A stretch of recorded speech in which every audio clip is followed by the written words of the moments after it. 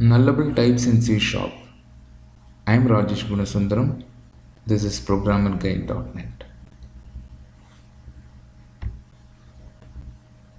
What is nullable type? Nullable types are instances of the system.nullable of any data type. A nullable type can represent the correct range of values for its underlying value type plus an additional null value. For example, a nullable of int32 data type can hold a value from -2 billion to +2 billion. Also, it can hold a null value. A nullable of Boolean data type can be assigned the values true, false, or null. These are the three combination of values that can be assigned to nullable of Boolean type. Let's see the usage of nullable types. The ability to assign null to numeric and Boolean types is especially useful when you are dealing with databases and other data types that contains elements that may not be assigned a value. For example, a Boolean field in a database can store the values true or false, or it may be undefined. Let us see a sample code with an example. Here, the variable num is defined as nullable integer type and is assigned with null. The if statement that checks whether this num variable has any value. The property has value of any nullable data type can check if it has any value in the variable.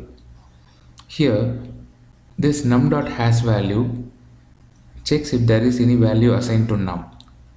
If yes, then the console statement prints the actual value of num using the property called value. Num.value prints the actual value of num. Otherwise, it just prints num equal to null. Okay, and there is another special property called getValue or default.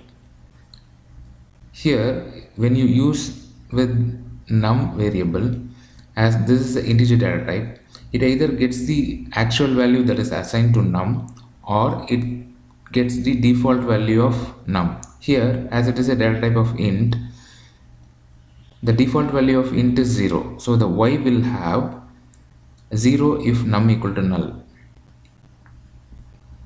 When you try to access num.value directly, sometimes it may throw an invalid operation exception if num.hasValue is false. It means that when num equal to null and when you are directly trying to access num.value, that time you will get an invalid operation exception.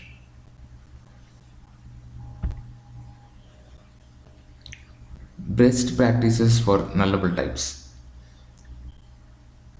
Use a nullable of any data type .getValue or default method to return either the assigned value or the default value for the underlying type if the value is null.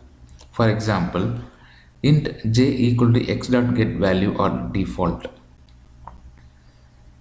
Use the asValue and value read-only properties to test for null and retrieve the value as shown in this example. Here, if x.hasValue, then j equal to x.value. The hasValue property returns true if the variable contains a value or false if it is null.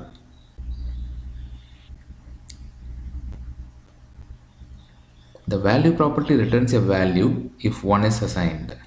Otherwise, a system.invalid operation exception is thrown. The default value for hasValue is false. The value property has no default value.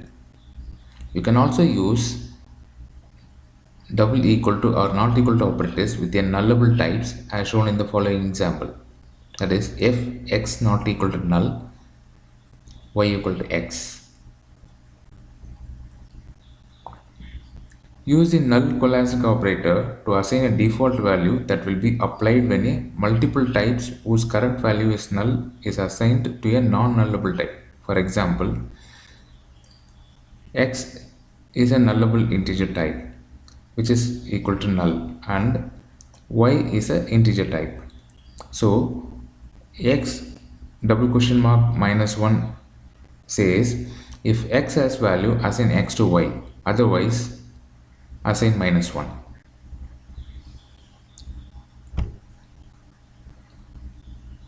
Hope this video is useful to you. Subscribe for more tutorials. Thanks for watching programmerguide.net.